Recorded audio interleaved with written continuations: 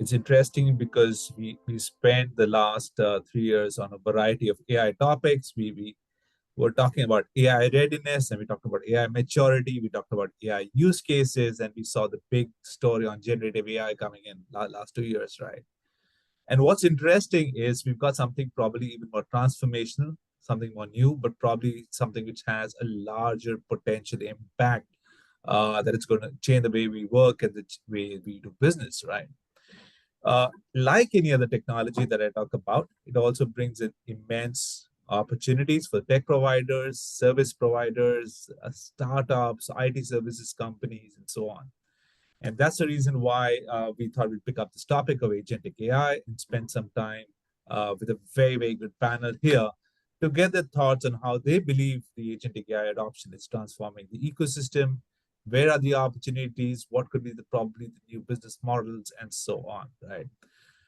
So with this background, let me start with a quick round of introductions, and maybe I'll let each of the panelists introduce themselves. Prem, maybe starting with you, can you give a short introduction? Thank you, Nischal, and a very good morning, evening, afternoon for wherever the viewers are. Thank you so much for having me here, Nischal. Prem, CTO, Hitachi Digital Services. I've been here for about 5 years. And in between, I did try my hand at an agentic startup focused very heavily on automating IT operations. So I've got, in my view, some experience really talking deep about agents. I've built agents myself. I hope I had a lot of value to this session, Nishchal. Thanks, and once again, thanks for having me, Kiran. Excellent, Prem. Thank you, Kiran. Over to you. Yeah. Hello, everyone. Greetings of the day. I'm Kiran. I've been associated as a research director at Frost & Sullivan, and I've been here for little over 9 years. I currently lead our global AI research program, working closely with enterprises and tech vendors to track how AI is transforming industries. Prior to my current role, I have overall 18 years of experience. I've focused a lot on emerging software technologies like AR, VR, blockchain, quantum, to name a few. But over the last couple of years, I've primarily focused on the evolution and enterprise adoption of AI, especially, like Nishal pointed out, generative AI and now agentic AI. So it's a pleasure to be part of this discussion today. Excellent. Thank you. Bernie. Yes. Hi, everyone. Glad to be here. I'm a director here on the CX team at Frost & Sullivan, which is a part of the ICT group. And I've been at Frost for close to 3 years, but I've been in the industry for over 20 years. I've spent the last couple of years taking a hard look at AI, and specifically generative AI, in the context of CX. And that has kind of manifested itself today to taking a hard look at agentic in the context of CX. So looking forward to the conversation today. Actually, Bernie, great. You made a segue to my first question, right? And that really stands as no technology erupts by itself, right? There's always a natural evolution. We've seen it evolve as the business demands keep changing, as the technology capabilities keep maturing. With that background, and Kiran, you said you've been doing some research around agentic AI. How do you really look at the definition of agentic AI and its evolution to where it stands of today? Right, sure, Nishal. So from a definition standpoint, obviously, we refer agentic AIs to as AI systems that can make autonomous decisions, interact with the environment, and adapt to new situations. Taking a step back, what's fundamentally different here is that agentic AI represents a paradigm shift from passive AI models that assist to now active goal-driven agents that can autonomously plan, act, and adopt in complex environments. So traditional AI, Gen AI, even very advanced LLMs are largely reactive. So they generate content, answer queries, summarize data when prompted. With agents, autonomy comes into play. So agents can proactively initiate tasks, decompose goals, and execute multi-step workflows without continuous human input. Secondly, they are goal-directed. So Agents can set goals, break them into multiple smaller steps, take decisions, act on those decisions, and also often in collaboration with other agents or systems. So technologically, it's a shift towards multi-agent architectures with memory feedback loops that will enable continual learning capabilities into these agents. Also, more importantly, from a business impact standpoint, this also changes the enterprise value curve. While GenAI improves productivity and content workflows, agents aim to automate higher order tasks. Now, what do I mean by that? So, for instance, if we talk about a sales ops function, the use case of generative AI would be to perform a specific task. Could be, say, generating an email draft. With agents, these can basically agents can qualify a lead by retrieving CRM data, generate outreach, log call notes, and suggest next steps. So basically, the technology has evolved from looking at productivity gains to task or workflow automation. So that we believe is the clear leap from passive content creation to active task execution. So that I believe Interesting, right? summarizes. Yeah. Yeah, some great points, right? So you're saying it's goal oriented. You mentioned about lesser human intervention. You mentioned about continuous feedback and learning systems. So clearly, it's a lot more mature than what we talked about some of the early use cases in traditional AI. And that brings me to a question for you, Prem, right? Because you've been working in this industry for a long time. You've been helping enterprises. Do you genuinely see this as a game changer? Number one. And two, if yes, what's really driving enterprises to adopt this as of today? Yeah, very good question, Nishal. Now, do I see this as a game changer? I think yes, in a variety of ways, right? In disruptive ways, in very constructive ways. I do think, especially the agentic AI, which is now made sure whatever we were doing as a chatbot can really be plugged into autonomous workflows, decision making, reasoning models. I think definitely it's a game changer. Now, is it a silver bullet? Will it solve all the problem? I don't know yet. I don't think so. But there is an evolution towards it. Now, in terms of growth drivers itself, we are starting to see, right? And I'll slightly give you an outside in perspective, more than less of technology, more of how companies are starting to say it, or customers are starting to say it.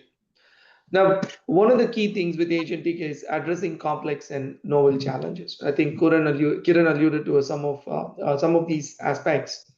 But if you start to think about agentic AI, it can perceive environments, it can make decisions, it can reason, and it can be certainly more autonomous than for you to write rule-based logic to say if then else, right? So that becomes a very critical aspect as that becomes better and better. So, for example, you saw the reasoning models evolve over the last 2 3 years. You're seeing multimodality evolving, right? From hey, I'm only doing text to now I'm doing video, images. For example, a lot of use cases that we work with from a Hitachi standpoint are industrial in nature, which means if I take a manual, it's not enough if I just RAG, which all of us know, right? Retrieval augment generated for the text content, but we need AI to make sense of the wire diagrams. If we are really enabling it to do a use case in a factory setting or a use case in a workshop setting. Now, multimodality, ability to read images or see the screen and reflect becomes more and more important. So as the capabilities increase, I think the use cases are spreading very broad. And hence, that's a big driver, right, for adoption. The second part of this is actually delivering business value, efficiency, and reducing cost. Now, we did a similar use case for one of our customers where we did a invoice processing work. It's really, and we're measuring this in production, right? It's really bringing down the time to process and improving the accuracy. Now, it was automated using RPA. Now it's automated using agentic workflow and it's way better. And we can talk to that specifics more if needed, but largely, right? So that's starting to drive adoption. Now they are very bullish on expanding the scope of the work, right from invoice to many other areas. Third, specifically, like I did a startup in this space, focus on system reliability and critical uptime, right? Because of few reasons. One is When you use these agents for monitoring, root cause analysis, and automating some of the failure fixes, you can do two critical things. So, one is agents never get tired, they never sleep. You can actually manage alert fatigue, which is a problem for humans in production support. Number two, for every production support where you need 24 by 7, you can actually reduce the footprint because agents, again, don't sleep. You can have one that can run 24 by 7, whereas when you think about human teams, and now, a lot of questions come, is this going to affect the way we do business as service integrators or others do business as service integrators? The answer is yes, we will have to adapt, but the usage is real, the use case is real. And lastly, right, the area that a lot of us, including SIs like us and even the market, is focusing is around trustworthy and responsible AI solutions. Now, if you read Claude 4, as a part of the release itself, there were a lot of testing that done, which included cloud can blackmail if you tell it that you're going to shut it down. So trustworthiness and responsibility becomes super important. As more work happens and as customers get more trust on AI, I think the adoption will just skyrocket. And those are, in my view, the four top drivers for this adoption to increase this share in the market. Excellent points. Prem. So clearly there is immense business value, and I probably want to deep dive into the trustworthiness separately, right? Because that's deep in itself. It's a subject, right? And we need to cover that when we talk about agentic AI. But given that, right, and the value that brings on the table as of today, clearly it's good. There's so many use cases: functional, horizontal, vertical. Where do you see, maybe the top use cases as per you, where agentic AI will probably begin its adoption, or where it stands today? Oh, fantastic. Again, I'll kind of bucket it into a few levels. Now, there is this immediate set of use cases, and most of the audience customers would agree. A lot of customers that I talk to definitely agree is heavy focus on efficiency gains. That's where most of the work is happening. Now, customer satisfaction is another place, right? This is where, because of the natural way these LLMs speak with you, customer satisfaction is becoming better. And the process automation that we're all being focused on, that's an area where agentic workflows are taking a lot of shape. So if you look at it, that's kind of here and now. The next 1 year, significant growth will happen in this space. A lot of companies will adopt, and I'm sure your researchers will kind of tell you at least close to what I'm talking about. Now, like I said, we do have use cases, and a lot of our use cases dwell in this area with our customers. The second space is predictive maintenance and guided repair optimization. Think of these things like, hey, can I look at what's happening? So time series models using LLMs are becoming more and more famous now, which means if you collect machine data over a period of time, can you predict a failure before even it happens and then get a fix done? And because, like I said, multimodality is coming in, LLMs can ingest manuals very easily. Repairing for the fix becomes easier. You don't need so much expertise or you don't need so much time because you need to go through large manuals. So, and this is a cross industry situation, right? You're not just focused on, you can do it for automotive, you can do it for machinery within plants, you can do it for electric companies, utilities. So a bunch of that starts to uncover in this. So second use case that we are seeing adoption wise is predictive maintenance. A lot of focus is happening in that. Now, slightly ahead, I think a lot of work will come in uh, traditional AI being commoditized, and I'll explain it in a minute. So far, many of us have dealt with this issue. When you build these custom models, there are two key issues, right? One is the amount of time taken to train the model with data is a challenge. Now, data is super dirty in many companies, so that's a challenge. Second, you don't have enough data to generate. So, with LLMs and with whatever is happening, the data can be created. Like, latest models are being trained by data that they are simulating. So, there's a lot of that work that becomes easier. So, your training gets easy. Second is interacting with the model. You don't need a lot of data scientists sitting and tweaking it. You can now talk to it. In fact, like I said, another use case is flying drones into areas of factories where hard for people to walk. You can actually talk to the drone. We do have a working model in a lab where the drone, the visual analytics is really custom models that has been built like traditional AI, but the ability to talk to the drone using a conversational AI has become more real now. So that's kind of how I see shaping. So in the immediate term, it's a lot around efficiency gains, which is process automation, predictive maintenance, and guided repair, as we call it.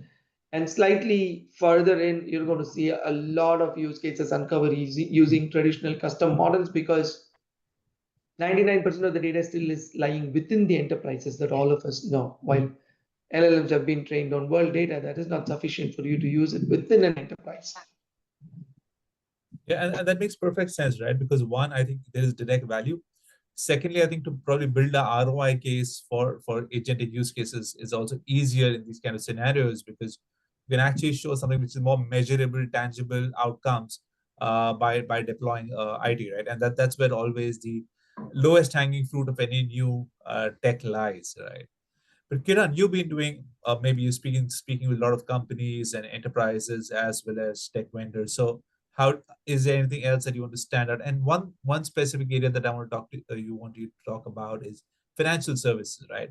Because that's a big spender of tech typically. Do you think anything's happening on that side? Yeah, sure, Nishal. So on the financial services side, I mean, yeah, slightly different from the applications that use cases that Prem pointed out, especially on the industrial side, right? So um, on the financial services side, we are looking at agents that are being used to autonomously monitor transaction patterns across retail commercial banking and make independent decisions about which transactions to flag, approve, or investigate. So all the major banks are looking at that today, including, for instance, HSBC. I can cite that as an example. The business impact that they're talking about, these enterprise customers are talking about, is effectively millions of dollars saved in preventing fraud losses. What we're also seeing is that um, AI agents continuously monitoring market conditions across asset classes and making those autonomous trading decisions within predefined risk parameters with detailed reasoning. Uh, it helps in significant improvements in trading revenues and efficiency for some of these players there. So I think these two, but fraud prevention, like you pointed out, is a major use case that we are seeing where agents are being deployed today. Interesting. Okay. Bernie, your area of specialty, customer experience, right? And we saw Gen AI playing a big role on that side.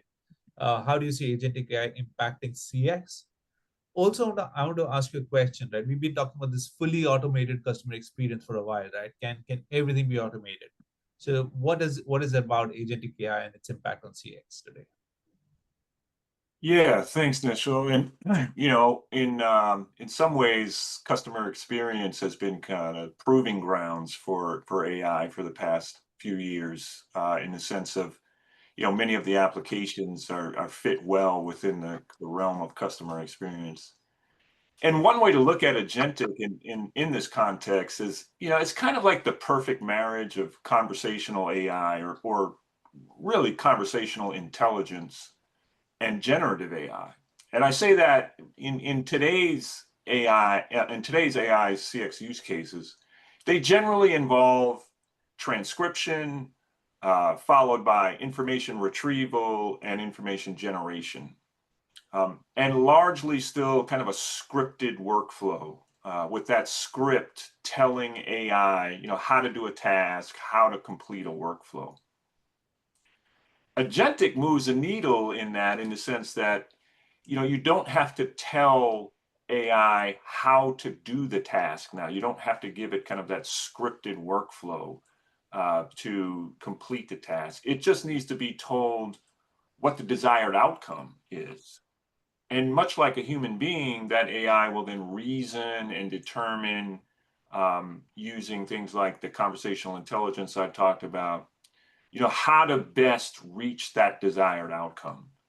So it's less scripted workflows and more reasoning to figure out that outcome. So it is a game changer for sure. It's very early in the game, and I think Prem mentioned, for example, Agentic today in CX is largely about kind of the next generation of RPA, right? It's doing kind of task automation. Where we're evolving to is it will become much more about reimagining how we do processes and how we do workflows. So it's definitely a game changer. It's early, but the future looks very bright.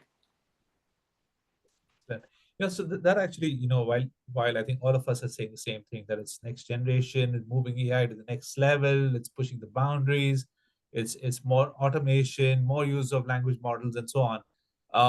Kiran, you've been studying in companies and their AI challenges, right? As of today, right? And not even talking about agentic AI, but overall AI adoption challenges, right? Based on your recent surveys, what is it showing you? Where are the key challenges in AI adoption? And then I'll move to Prem to focus more on agentic AI. So, but Kiran first, where are Yes, companies really facing AI adoption challenges today? sure. So, yeah, thanks for the initial. So, at Frost & Sullivan, we did a global survey amongst 700 plus IT decision makers, which sort of the survey highlighted several barriers to broader AI, Gen AI adoption to us.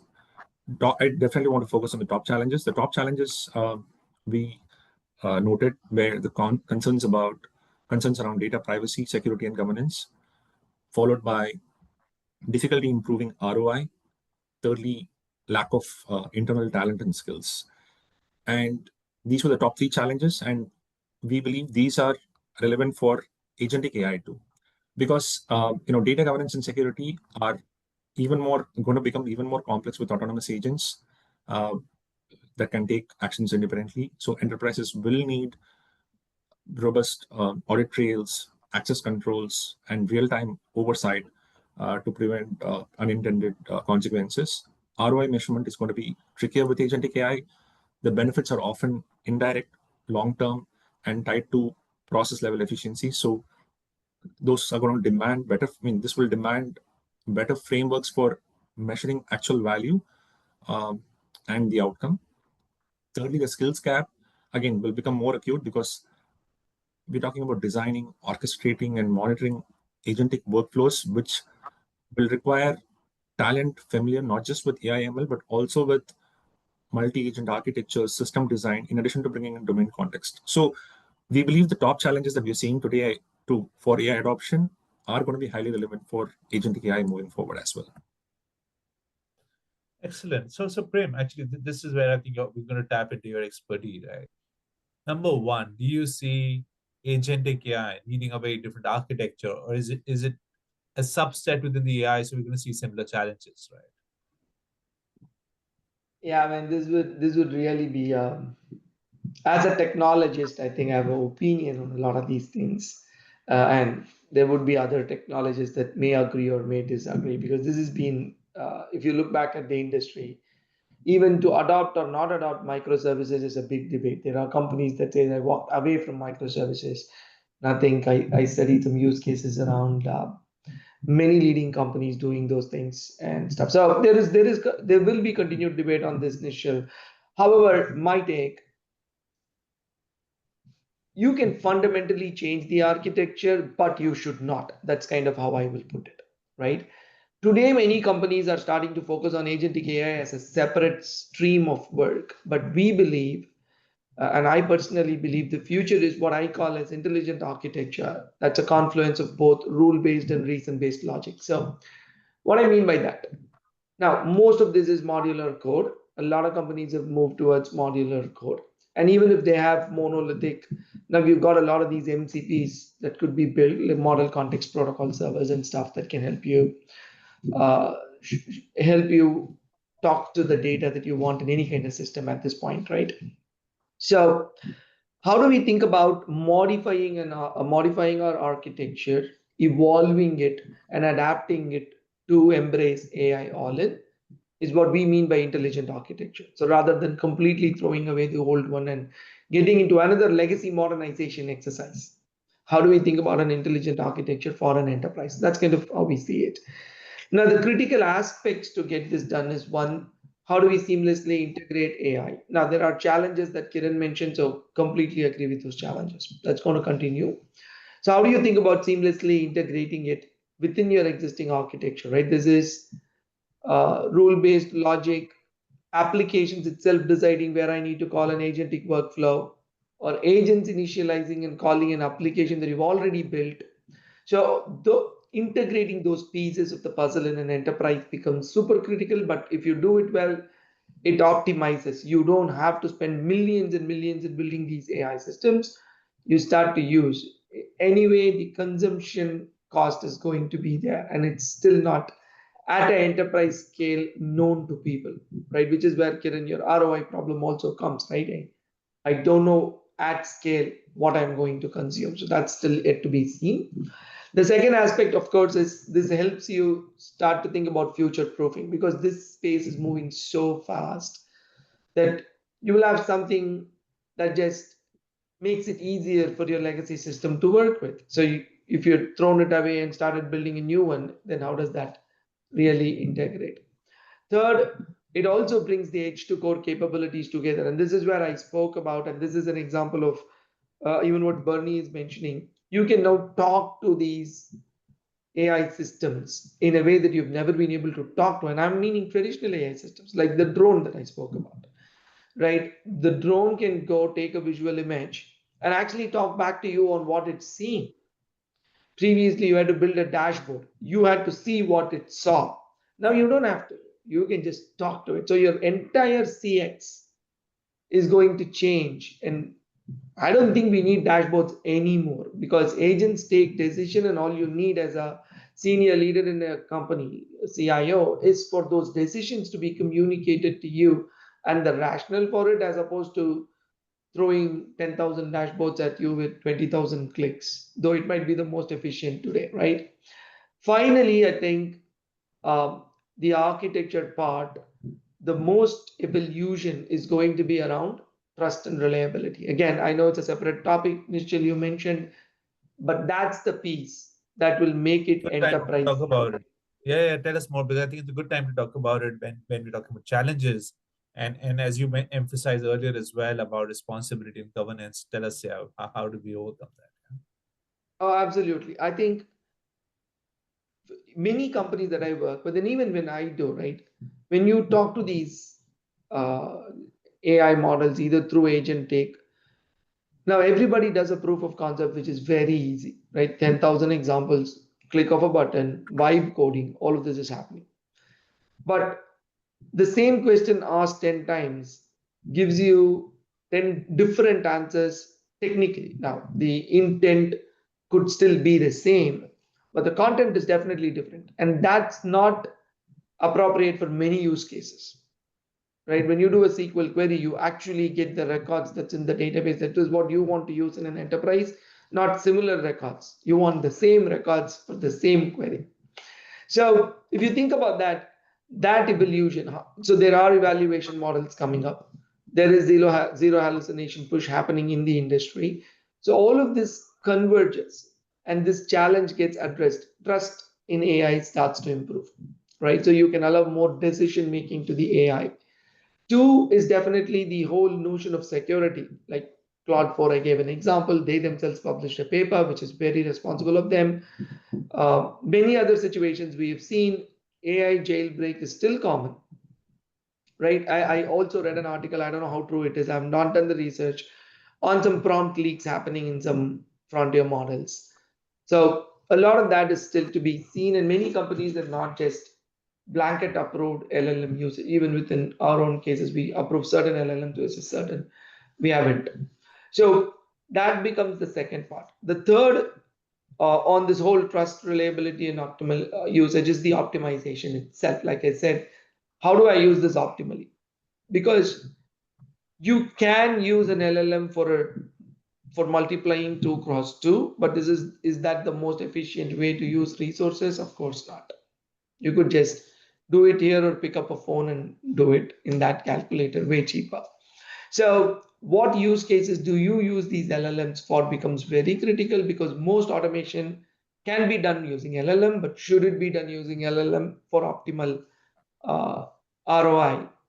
is yet to be said as well. So I think those are the areas, Nishal, as I see, that starts to really focus on from an architectural perspective. So intelligent architectures in a nutshell is where we are thinking the most benefits will come for companies.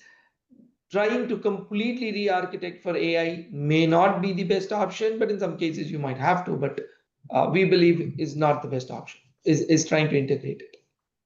Hey, Nishal, could Yeah, I please, Bernie. Go chime ahead. in here a bit? I think when we talk about these kind of challenges or considerations, maybe, what you're looking at agentic, I think, from my perspective, from what I'm seeing, talking to companies, building agents, as we've kind of historically done, is the easy part. Anybody can do that. The challenge when agentic comes into play is orchestrating multiple agents. And that's where it becomes really complicated. And so, we're seeing, for example, kind of the evolution of DevOps into more of agent ops, kind of the agent ops expertise, where you're able to kind of orchestrate those agents and have that observability layer to be able to really understand what agents are doing, how they're performing, how they're being effective, and what have you. And I think to much of what Prem was outlining, I mean, agentic is a bit of a reckoning, if you will, for these hurdles, because to overcome these hurdles, it's really the siloing of data, the siloing of processes, the siloing of knowledge within enterprise that creates these challenges. And I think agentic is going to be the reckoning moment where that stuff is going to have to be broken down in order for it to be successful. Actually, that's a good point, and that brings me to my next question, right? So clearly, what you're saying is there are opportunities. The space continues to evolve. We probably move from agentic to multi-agent to integration to maybe more DevOps. If you look at from a vendor lens now, right, or tech provider lens, right, where do you think are the key monetization opportunities, right? Where do you see opportunities for CX coming companies to monetize this? Is it going to be a part of a larger SaaS offering, bundled it in so you don't really you create more value but don't monetize it separately, or do you see separate monetization opportunities? I think it's too early to tell. We've spent a lot of time and a lot of effort in our research to kind of quantify or qualify kind of the monetization factors of AI in general, and then you kind of add the agentic to it as well. And there's different approaches, right? I mean, some companies are doing a consumption model, the more consumption of AI resources, the more they charge. Some people are doing kind of outcomes based pricing, where instead of pricing for the actual technology, you price for the outcome and get charged for the outcome, the desired outcome. So I think the kind of the monetization question isn't fully answered at this point. There's a lot of kind of trial and error, and I'm speaking specifically to the CX landscape. Right. The monetization model hasn't been clearly answered yet. And because of it's early in the game, and right now most companies are following the traditional SaaS model, and layering on additional charges to get access to these AI capabilities, and then you kind of sprinkle in all of these other kind of new business models associated with AI. I would say probably in the next 12 to 24 months, we're going to get a much clearer picture of kind of what the winning strategy is for monetization in a CX context. Yeah. Kiran, your thoughts on this, right? Because again, you've been looking at the market from various lenses, right? So where do you see the monetization opportunities, and are there any specific business models which are working as of today in the market? Yeah, sure, Nishal. Thanks. Traditional pricing models, subscriptions, user-based fees, they obviously want to continue. They'll remain a core piece of the pricing strategy. But what we are definitely seeing is that outcome-based AI as a service, or moving forward, agent as a service, is rapidly gaining traction as a business model, especially for enterprise buyers who want to link cost directly to measurable business outcomes. Like Bernie pointed out earlier, could be tickets resolved, leads qualified, workflows automated, or looking at support cost reduction. So rather than charging for API usage or number of agents, pricing will be based on the value delivered. So we are seeing an uptake on this amongst enterprises, especially those enterprises who have a mature AI infrastructure and are clearly moving beyond experimentation. And I'm sure, I think Prem might be able to validate this if this is a discussion that it is increasingly becoming common with their enterprise customers. But that is a business model we are clearly seeing emerging in this space. So Prem, I think I have been hearing, from probably 2.5 decades of my experience about outcome-based models, right? And theoretically, they sound good, but they've never really worked beyond a point. Do you see that coming to life in agentic AI? Number one, and if not, AI as a service, right? That's the second question, which is not really outcome-based necessarily. It's that could have you tag it to various consumption ways. Do you see that's going to come to life? So I'll answer it. I don't know if this would be controversial, but nevertheless. So, see, I think everybody wants outcome based initially. It's just super cool to say it like, hey, I want outcome based.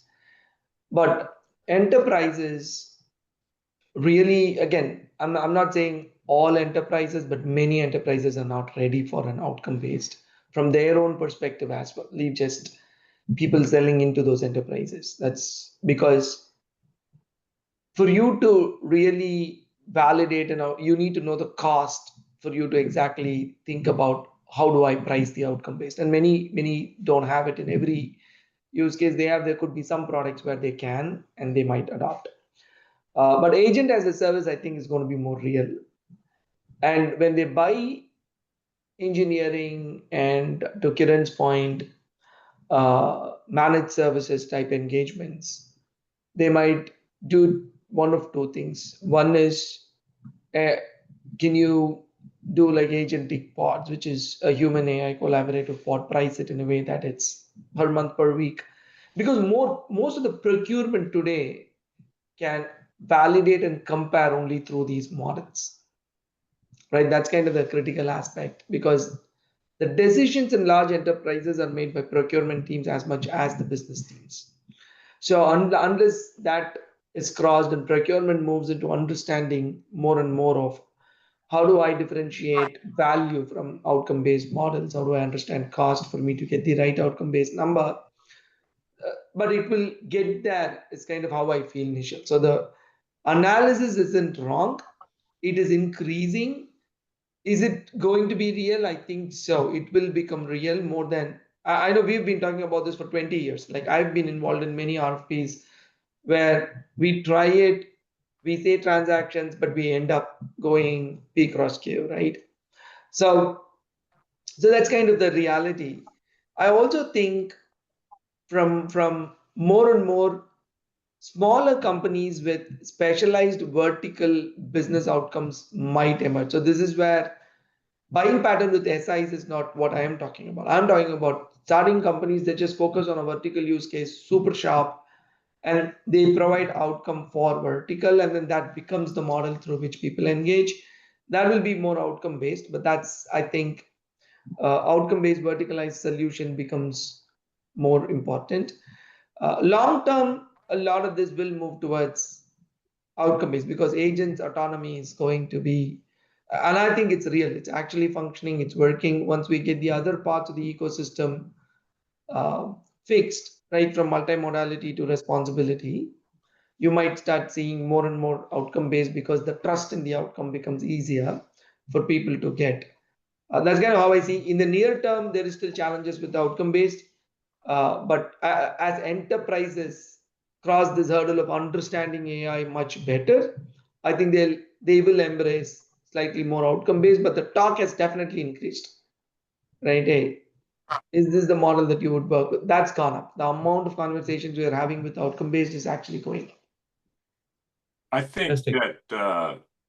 that Prem's spot on with that, in the sense of, you've got established legacy players who find it very difficult to both buy outcome-based and also sell outcome-based, because it's a changing business model, and it's a new way of looking at it, and that's always a challenge.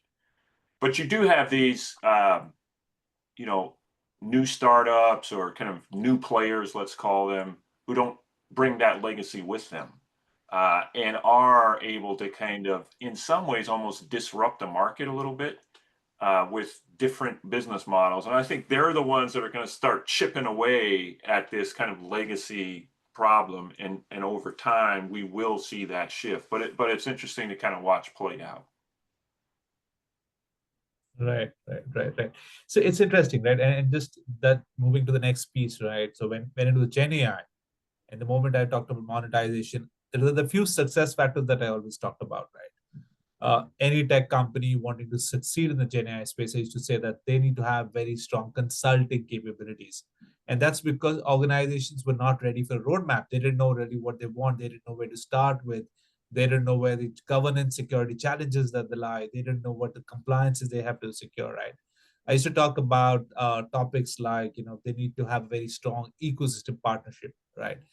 Because as Prem said, then we started building these domain specific solutions, very niche solutions. You need a very strong IT services capability, because eventually you're going to be integrating into the larger landscape, right?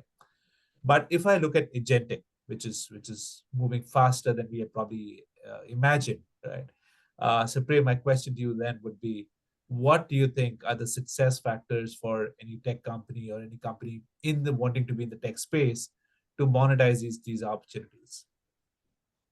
So I think the clear way, Nishal, for monetization.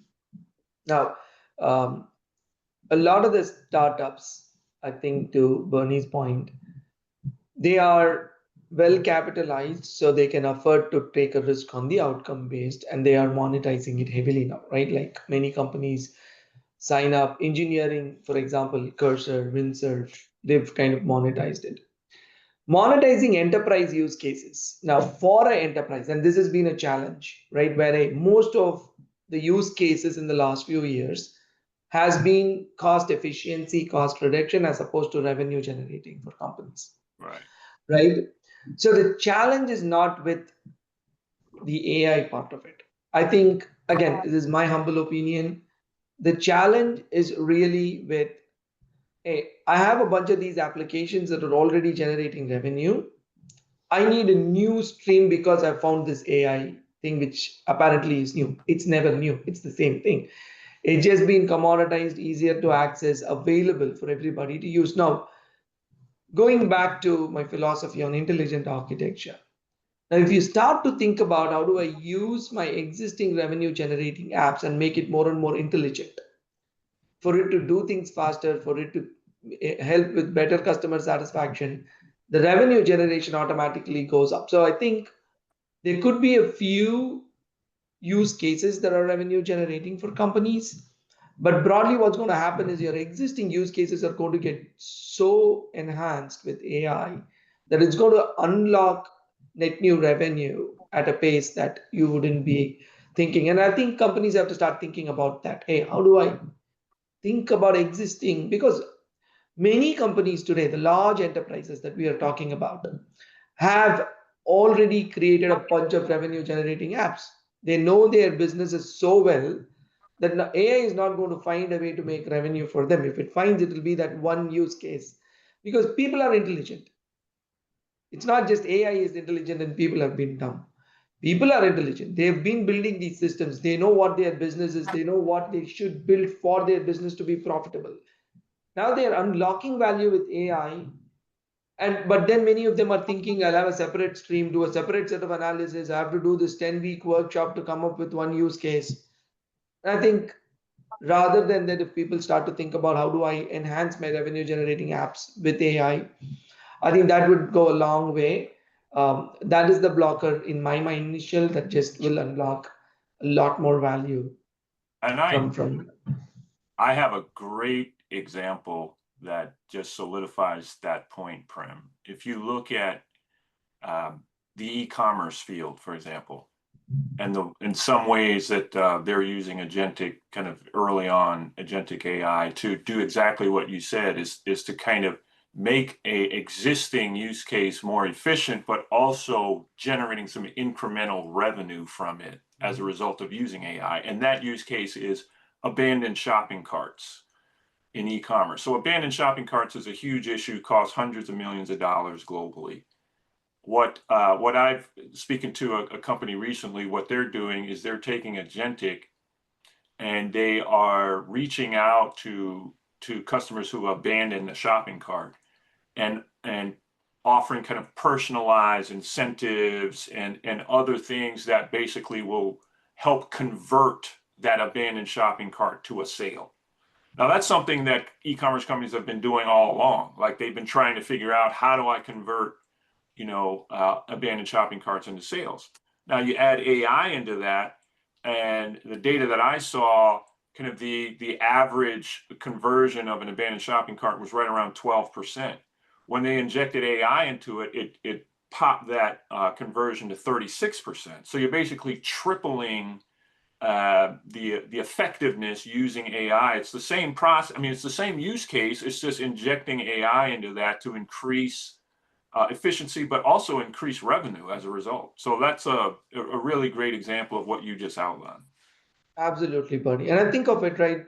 Traditionally, you would have need people to follow up. Even if AI was sending recommendation, it would send to somebody internal, That's right. and then they had to follow up with users who had abandoned either through emails or stuff. But now the agents can do it by themselves, so you don't need, Exactly. because that people number was inhibitors in many cases. Now that's not needed anymore. Anyway, I'll hand it over back to Nishchal. I think fantastic. Thanks, Bernie, for adding color to it.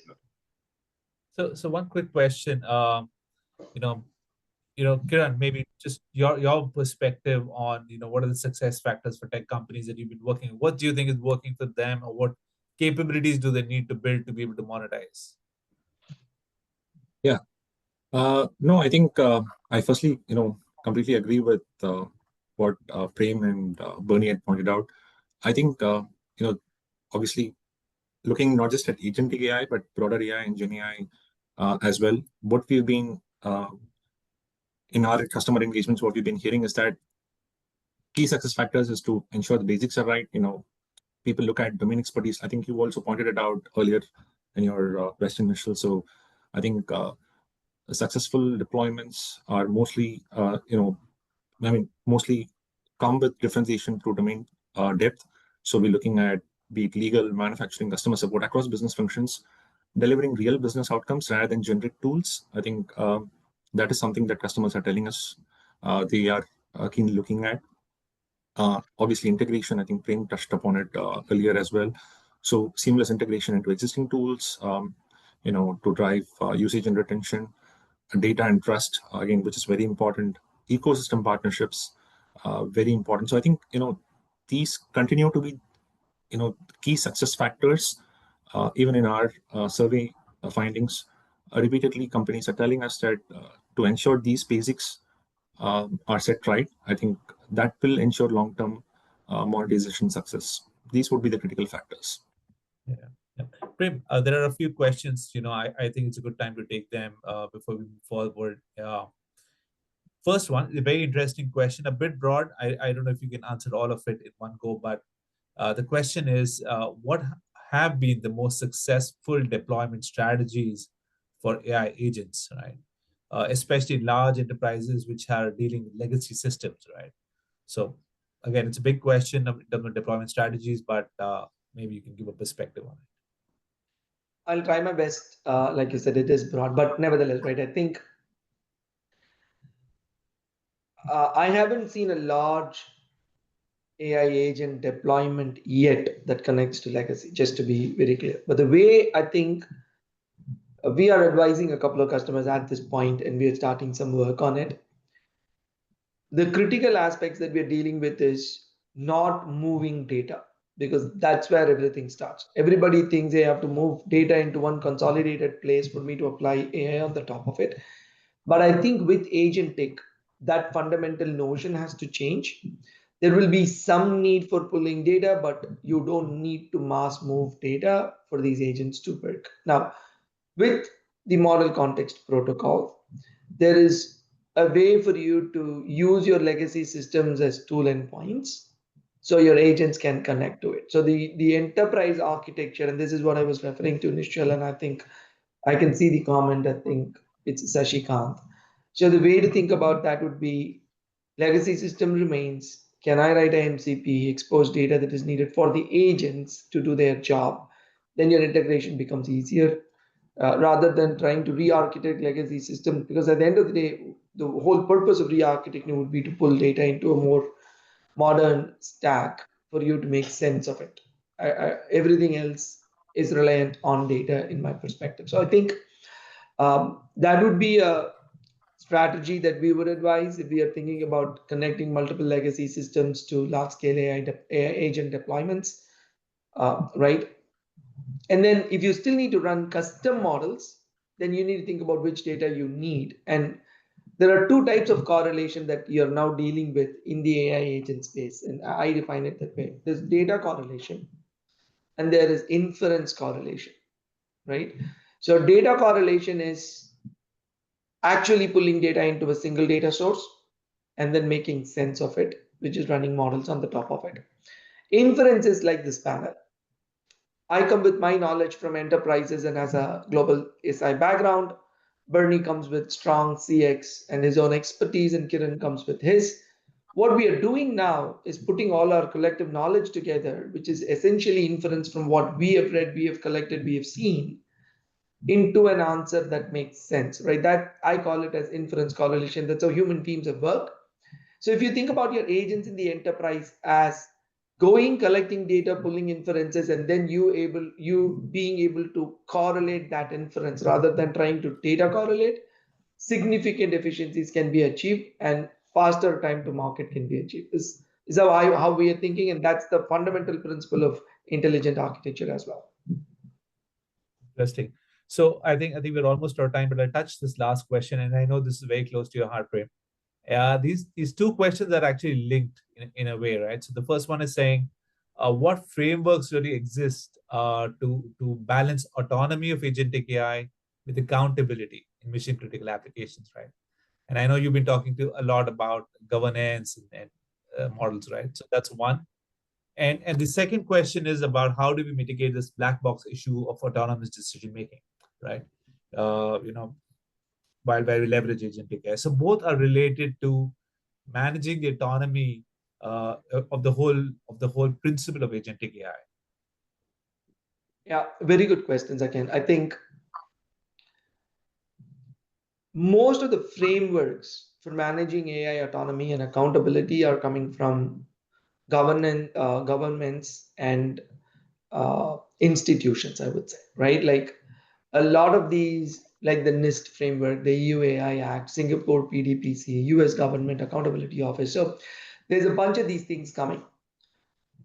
But for enterprises, I think the most critical aspect is still human in the loop. For mission critical systems, especially, I think traceability to a decision and ultimately converting the decision to action in production should involve a human in the loop. So there is accountability. And the human, that the capability there, which is the skill gap that Kiran mentioned. Now, most of us think skill gap is just building AI systems. But I think the skill gap is also understanding inferences from AI systems and making the right call. So that's an important skill that mission critical operators have to develop in a lot of enterprises. And we deal with that from a Hitachi standpoint because a lot of the work that we do is really mission critical enablement, right, of systems. So that's one of the, again, I can give you a bunch of frameworks, but these are all going to be government related frameworks. There's no other body. There are startups working in this area that are actually scraping off of the frameworks and ensuring that your AI you're building adheres to the frameworks rather than you knowing all of this, right? That's kind of what these startups are doing. They're not defining the framework itself. So that is one. The second on the black box topic is a pretty interesting question, right? You can see there is a lot of work happening in understanding the reasoning. So everybody is now publishing the reasoning for models. to just let you know how and why it made a certain decision, what sources of data it looked at to make a certain decision. There is a lot of work happening around LLM observability and tracing. In fact, we do it from a Hitachi standpoint too. So this is very, very important because uh, previous generation AIs, there was this notion of explainability and auditability, where you needed logs even when it took decisions. So for example, if a uh, credit check was done automated and something was rejected, you need to know why, what steps it went through, because you're answerable if somebody comes and asks you, why did you reject me? So that is going to get bigger and better now with agents doing bulk of these things, like here and again, finance industry example, right? So I think today it is still a black box, at least for the frontier models. Claude went ahead and I think they've opened it up. You can start to see what's happening inside.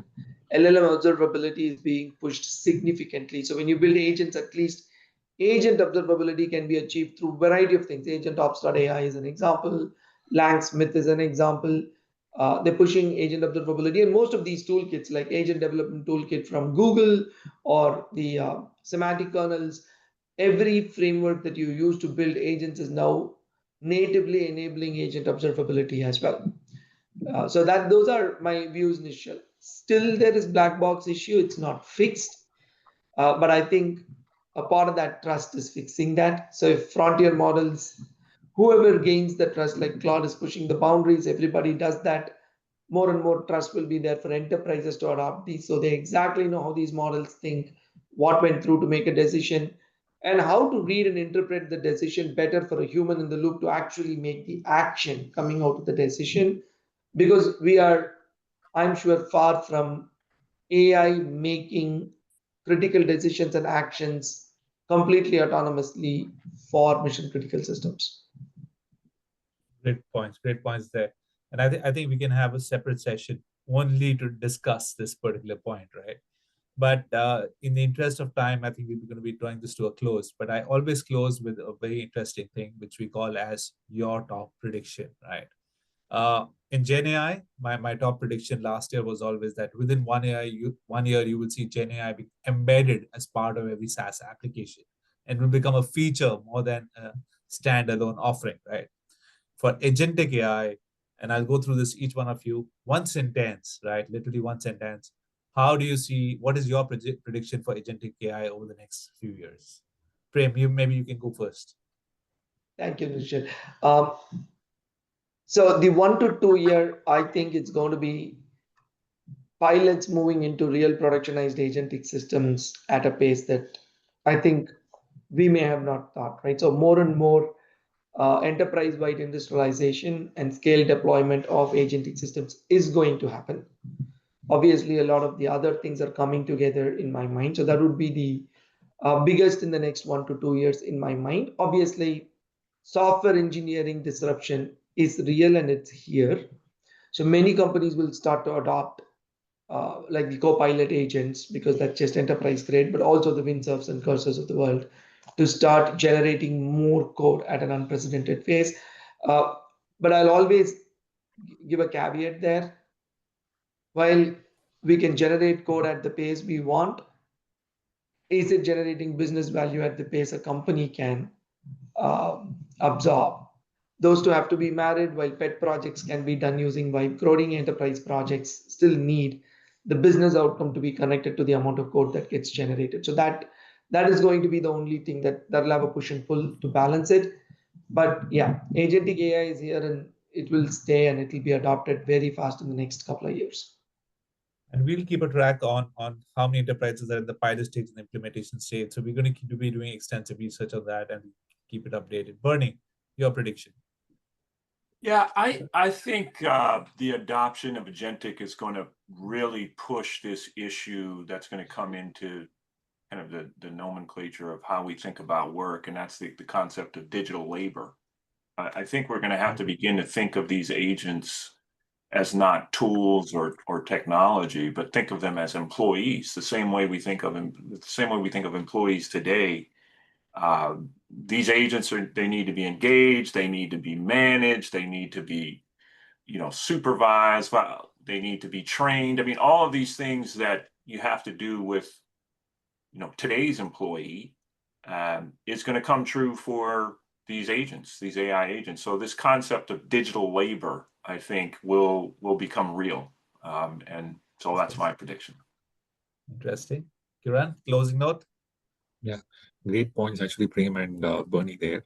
Uh, what I anticipate is, of course, I believe AI agents will be productized across verticals. So what I mean is, we may see we'll see a wave of verticalized AI agents that are purpose-built for high-value domain-specific tasks. Think about healthcare claims processing agent, legal research agent, sales prospecting agent, so on and so forth.